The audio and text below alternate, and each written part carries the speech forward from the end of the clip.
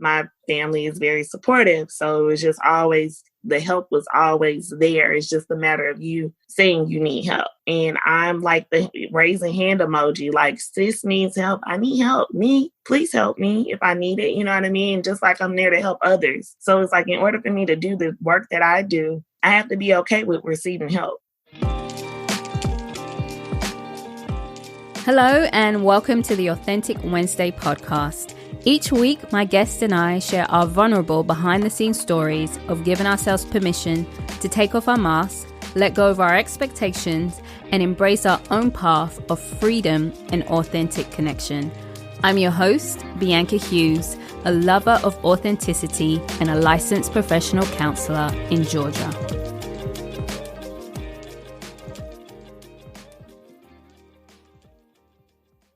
Hello and welcome to episode 28 of the Authentic Wednesday podcast. Thank you, as always, for joining me and my guest on this podcast. I really do appreciate you guys being here. Thank you for the feedback. Thank you for the shares on social media. So I have a guest on the podcast today, and I want you guys to make sure you get your pen and your paper ready, or if you're in the car and you're driving, that perhaps you just, remember to save this and go back to it, because there's going to be a lot of gems, wisdom, and things for you to take away from the show. My guest today is Gorgeous West. She is an associate professional counselor in Atlanta, Georgia. She currently works with adults in private practice, helping them create healthy boundaries, practice self-care, and be the best versions of themselves.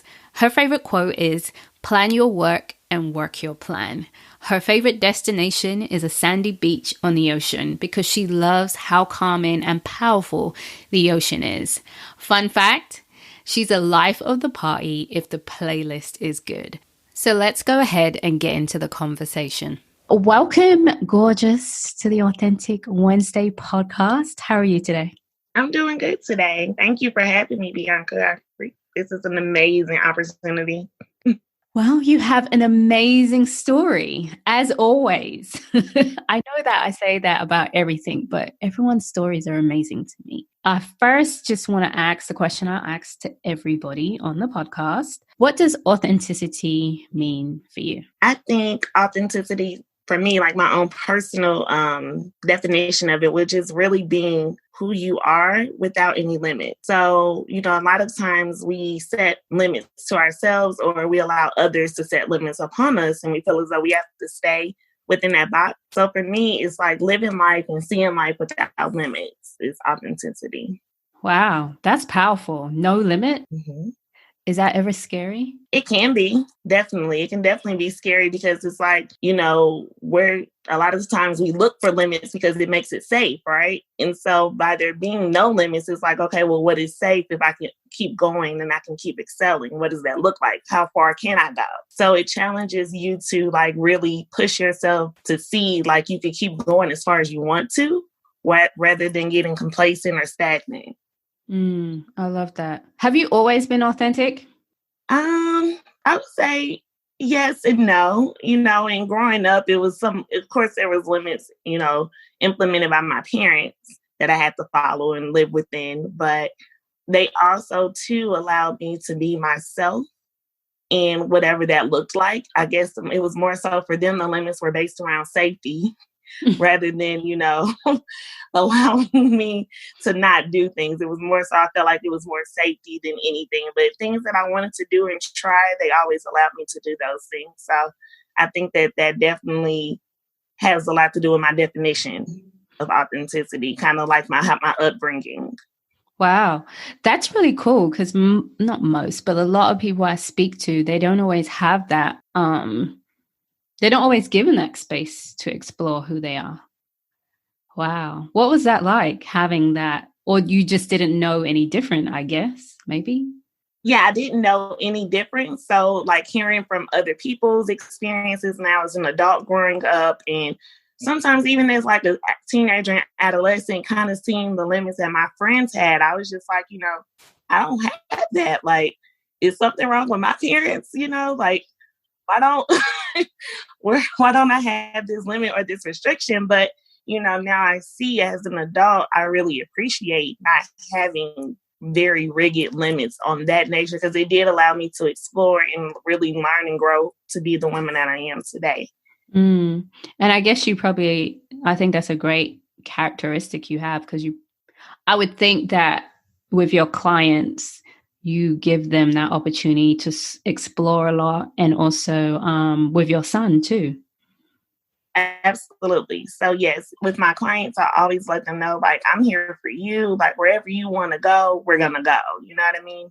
And even as, being a parent, I don't try to set, again, I have the safety limits. Like, I'm not gonna let my child harm himself, but I'm willing to see how far and let him explore, just to see, learn for himself, rather than, make him fit into this box or this model of what I think a 5 or 6-year-old little boy should be doing. You know what I mean? I love that. I love that.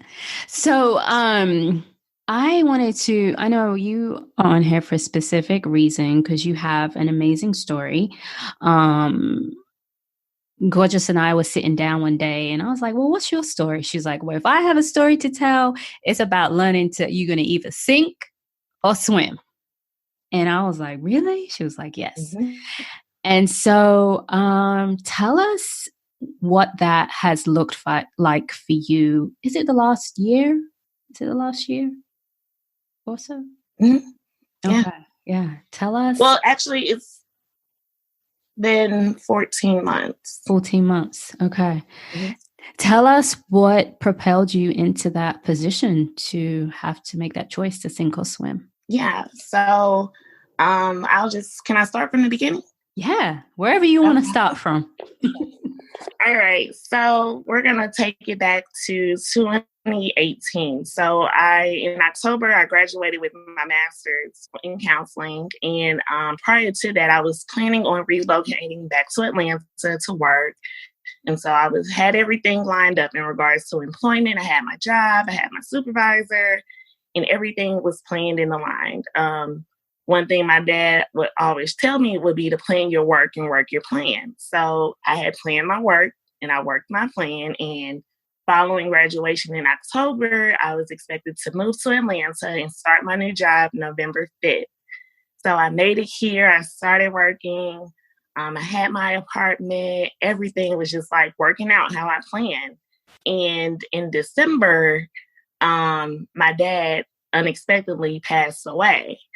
And so experiencing that significant loss was like mortifying. Like, it was a nightmare that I had no intention on planning for. And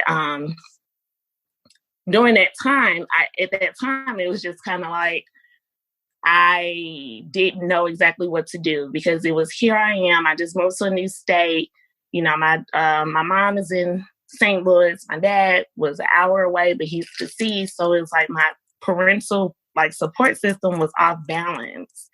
And at that time, I was hit with a lot of questions from family members and friends. And they were like, well, everyone was trying to make decisions for me, right? So they were setting a limit for me, which is something that I'm not used to. And so they were like, well, we think you should go home. It'd be best if you go back home because no one's there, all of this. And this wasn't coming from, my mother, but it's just outside family and friends. They were just, wanting to look out for me. And with that, it was kind of like, for me, I had heart-to-heart conversations with my mom, and I'm just like, that's not what I want to do. And I was faced with either I'm a sink or I'm a swim. And sink meaning I'm going to just, pack up and go back home. And of course, it would be safe there, right? But it was not something that I wanted to do. And then I said, so that's one option, or I can swim. And so granted, dealing with grief, as well as still having to work full time and be a parent, if you can imagine swimming in the ocean with the currents like pushing, you know what I mean? So that's what it was like swimming. I was swimming through a lot of those struggles and those challenges with grieving the loss of my dad, being a parent, working, trying to be there for clients, and then working a 9 to 5. So it was just kind of like my bereavement time wasn't long because I just started employment there. So I said, well, I'm not going to give up. I'm a swim. So I'm going to push through. I know eventually the water, the waves, it will settle, whatever that looks like. And I'm not going to, if I'm going to set a limit, I'll be the one to set the limit for myself, but I'm not going to follow off of anyone else's limits that they have or what they think is best for me. So that's kind of how I navigated that situation. I, chose to bet on myself, and I got out there and I was doing backstrokes and breaststrokes and, I got my Michael Phelps on, like I pushed through. And I think that one of the major things for that was my support system. So granted, like I said, my parents have always been supportive of me and allowing me to do anything and everything that I wanted to do. And so once I made that decision that I'm going to stay, my mom was right there with me the whole time. Like, okay, she's staying. Don't nobody else say nothing to her about it. Her decision has been made. And so basically she was swimming right alongside with me. Like she was right there with me, through each stroke. She was there like, okay, you got this. And making sure, the times that were hard for me or when I did experience having emotional moments or I did experience, this is tough, she was there to, cheer me on and to push me through and to remind me that I could get through it. Wow, that's beautiful. Man, I almost had I had tears welling up. Oh, this is the Authentic Wednesday podcast. I had tears welling up when you were describing the swimming. It was waves coming at me. It was, whatever it was, it came at you, but your focus was on, I know this won't last forever. So I'm going to keep swimming because I know that the waters are going to calm down. For a lot of people, they get stuck in the wave, in the, the rocky wave and the rocky water. What allows you to kind of see beyond that? Definitely faith. Faith practices, knowing that I can get through it. And then too, knowing that, with the loss of my dad, I had one of the best angels I could have ever had. So with that, I knew that take your time. I knew that I could do it. And I knew that for me, it was like my son is watching, right? So I never wanted him to see or to think that things can kind of stop him or deter him or get in his way. If it's something that he's very passionate about, if it's something that he worked his butt off for, you do it. And so I wanted to kind of be able to show him that.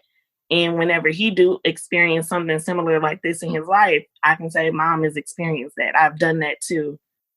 And this was my experience. Wow. Ooh.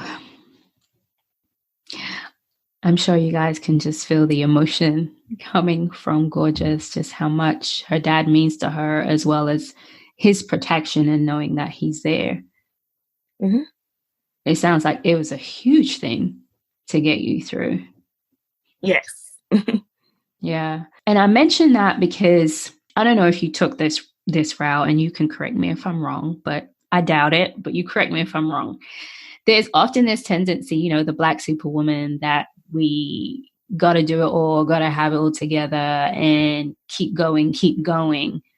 And often we can forget to stop or forget to take care of ourselves in the midst of all that's going on. But it sounded like you didn't do that. It sounded like you still took care of yourself in the midst of it all. Is that correct? In the terms of you grieving and having to cope with a new lifestyle?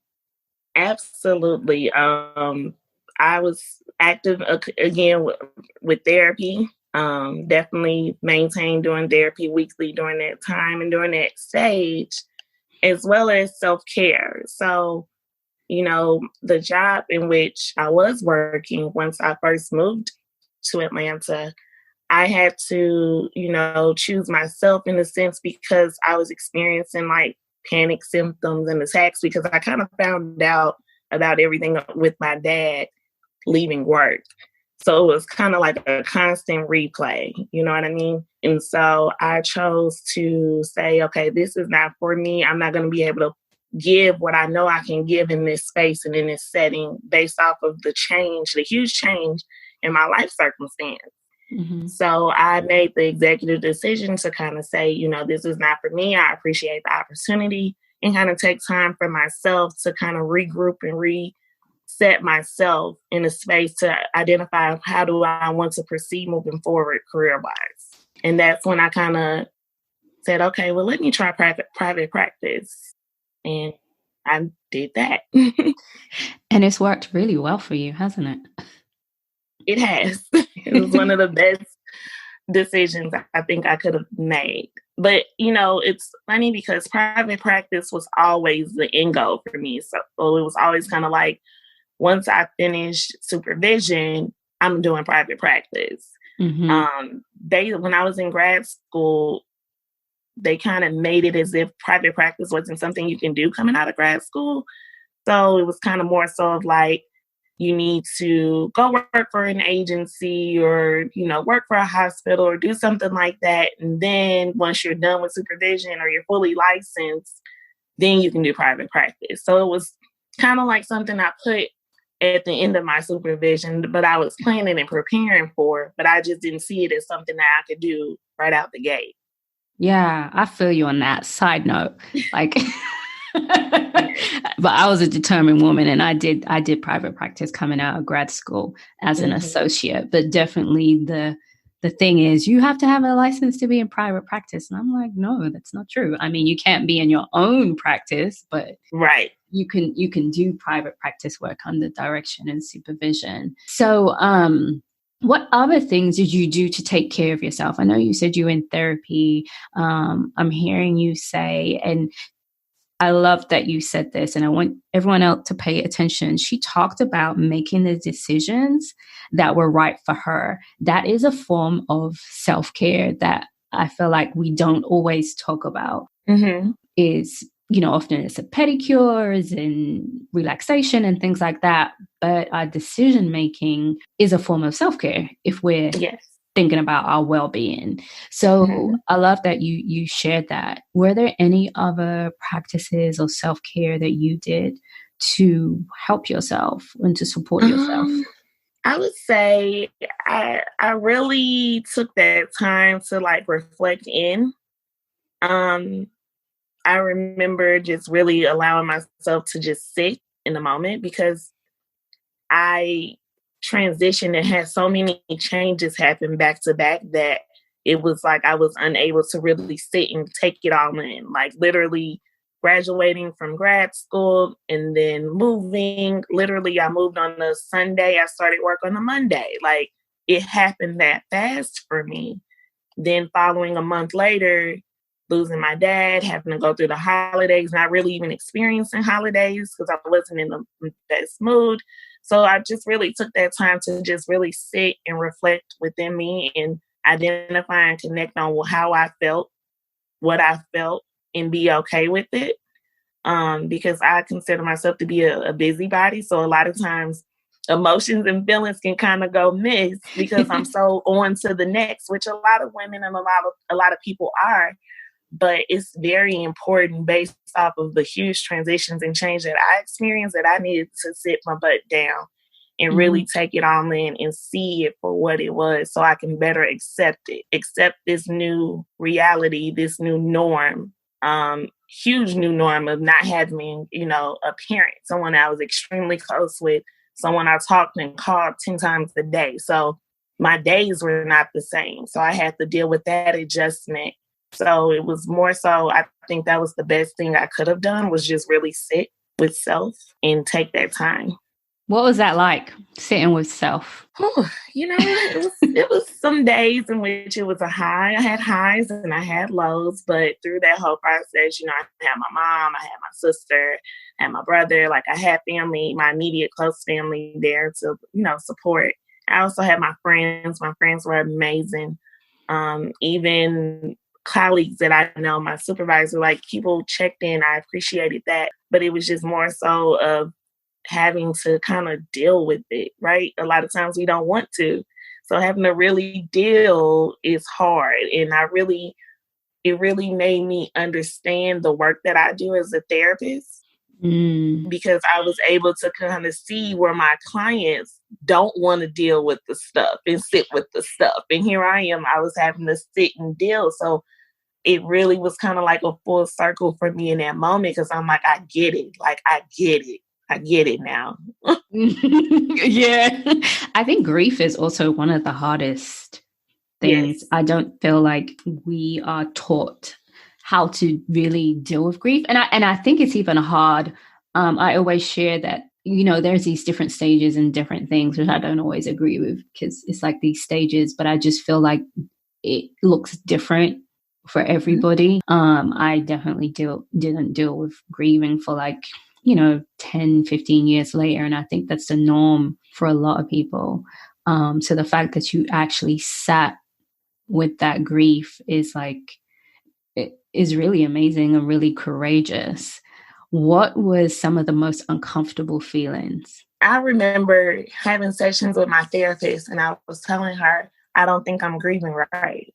And, she kind of shared, she was like, well, what does that mean? Like, she really wanted me to unpack that. And basically we explored it and identified that I was really basing my grief off of the expectation of what grief should look like versus what it looked like for me, and it being my experience, and not comparing it to other experiences, other people's experiences, or comparing it to previous losses I've experienced with, grandparents and uncles and aunts. It really hit different when it's your parent versus, extended family. Granted, you can love them all day, but it really hits different when it's your biological parent. So I think that was probably one of my biggest challenges, was just really telling myself that my experience is my experience. A lot of people, I think another thing that shaped me was kind of thinking how other people saw,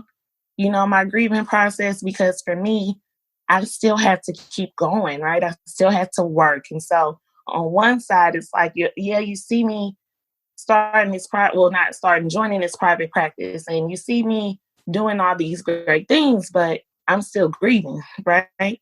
So I always worried about the fact of, are people thinking that I'm not, thinking about my dad, or are they judging me? You know what I mean? Mm-hmm. So I kind of dealt with that, but had to process that. And again, by accepting that how I took the loss of my dad and how I'm grieving again is my process, and it's not for other people to understand, or for me to have to make them understand, in a sense.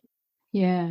Wow. Ooh, yeah, because people could look at you and feel like, oh, she must be grieving, or she must be doing okay. I could totally feel that. Yeah. Did you experience any mom guilt in this process of you grieving and having to step away and perhaps take care of yourself, or let him be with your mom, or let him be with your family members, or perhaps maybe I shouldn't let my son see me cry, and things like that? Did you experience any of that mom guilt or any of that questioning? No, I think my son, we were so in tune. He was so connected. So if I cried, he knew exactly why I was crying. He would tell me that everything's okay, and that his papa is in a better place, or that he's in our hearts. So he was so supportive. And again, one thing that I've learned is rely on your support.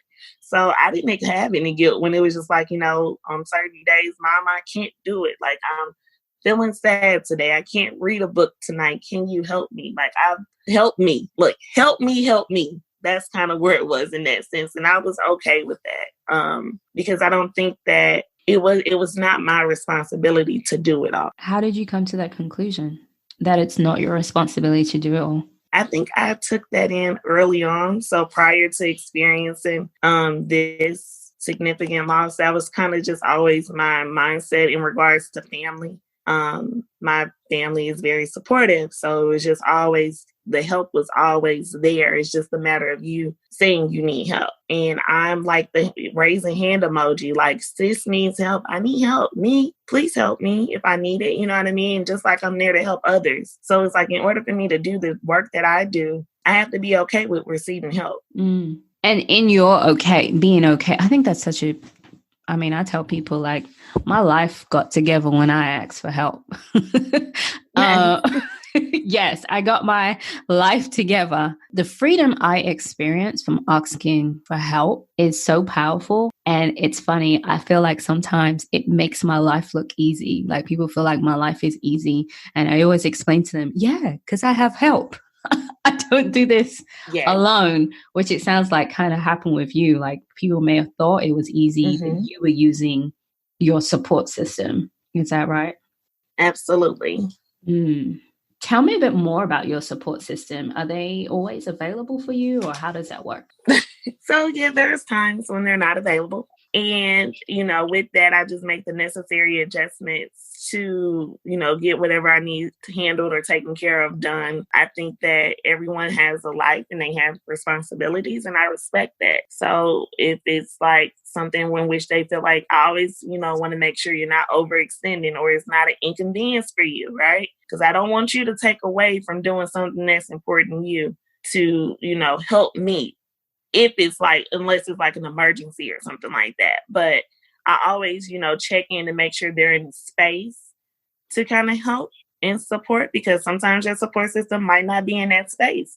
And you have to kind of be okay with that, right? It doesn't mean that they are unsupportive or they're not there for you. It's just that right now at this particular time or moment, they can't. So, for my mom, for instance, she was grieving as well, right? So at that time, it was like I kind of had to respect and understand her position and her experience and her grief, because she had her moments as well too, right? So I think that me just, outside of her, having friends and my sister and just other people around me, making my network of support work for me was the key. Yeah.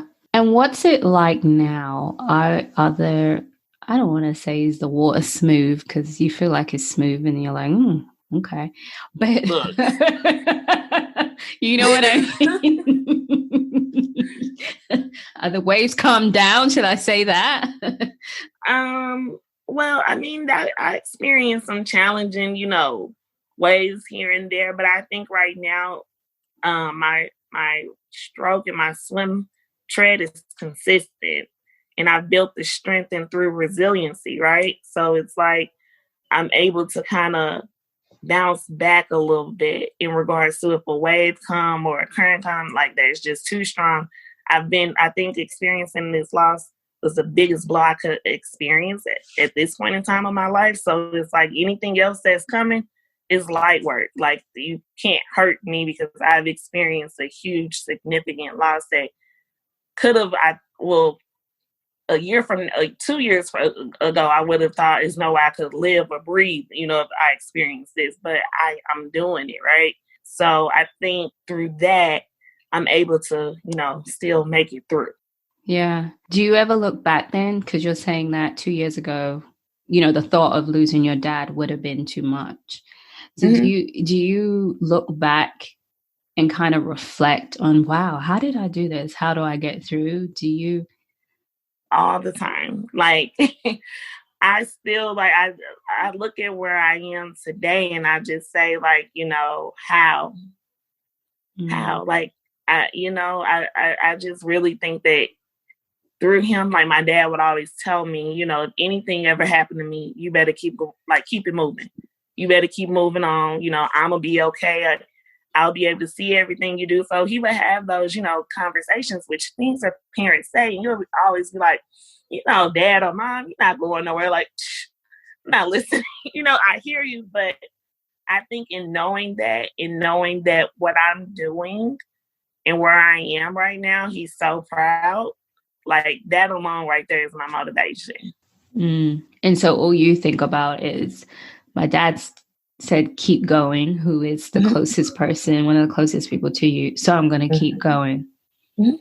Wow. It's so powerful how the things our parents say to us just stay with us and empower us. Absolutely. Has that changed the way you parent with the loss of your dad in any way? Yes, I would say more so that I always tell my son that I love him, which my dad always did. I mean, I've always done that anyway, but it's just like extra. I'm very mindful in regards of wanting to make more memories and experiences with him. Because it just goes to show like tomorrow's not promised, anything can change. And so it's like having those memories, having those experiences.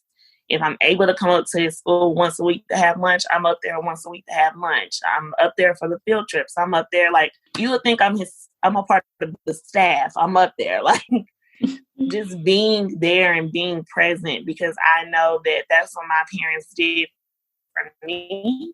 Mm-hmm. And two, for my dad, like he would have been the same. He would have been right there too. You know what I mean? So just really making sure I'm there, I'm present. Wow. And memories and experience, I mean, they can't be bought, right? Right. Right. Yeah. What about with yourself? Do you feel like you have changed in the way that you connect with yourself or anything like that?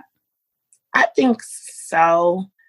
I think I'm more patient with myself, right? Because again, I kind of shared how much I'm a busybody and I'm always doing and going. But when I'm unable to do, I tell myself, that's okay. Do it tomorrow, do it next week, instead of kind of more like being upset about things that I'm not able to do or get done in that particular day or within a particular time frame. I kind of just give myself grace and be more compassionate with myself a little bit. Mm.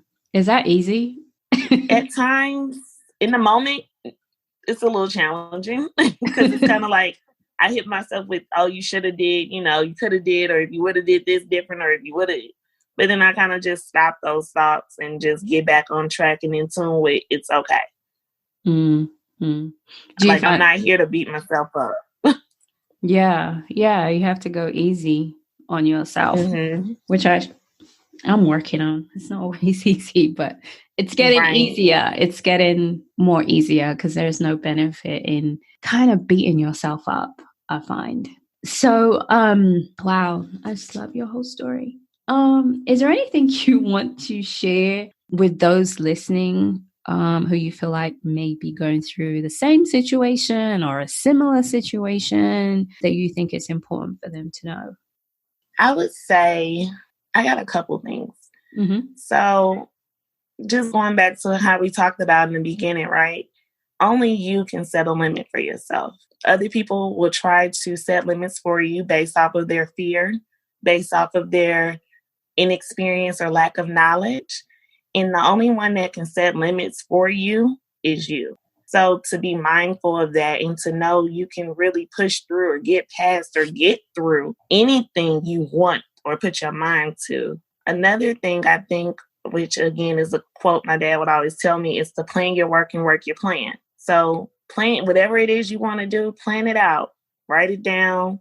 If it's goals you want to hit, put those on paper, make them real so you can see it and remind yourself of it and work towards those things. Because when you plan your work and work your plan, success is always at the end. I love that. Wow. Yeah. You got any more? That's good, but you got any more? No, I'm only teasing. I think in regards to no, I'm teasing, but if you got more, I want to hear it. I mean, I would say to kind of always like count yourself in, never count yourself out. So in counting yourself in, that's pretty much all best in, like bet on yourself. Like, what you're capable of, what you're going to do. You can't bet on anybody else. And, regardless of someone saying that they're going to be there or they got you, like, for sure if you're going to be able to pull up for you. So really always count yourself in, never count yourself out for nobody else.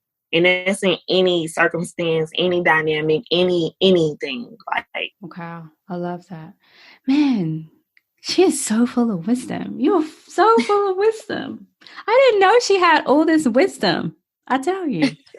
Every time I come on this podcast and I talk to people, I'll be like, I didn't know that about you. But I mean, I know you're amazing people, but I just discover more and more and I love it. So do you have, and if you don't, this is totally fine, any books or resources, whether they're videos, podcasts, YouTube, or anything like that, that you think may help someone who's experienced in a similar situation or that even helped you? Yeah, so definitely podcast yours for sure. Yeah. And definitely Therapy for Black Girls with Dr. Joy is amazing. What else? Books. And I mean, of course, you like books I like are, of course, like The Four Agreement, the You're a Badass. Oh, I heard that one. Yeah, too. I haven't read it yet. Yes, that one's good. And so many, as therapists, we read so many books. It's too many. Okay.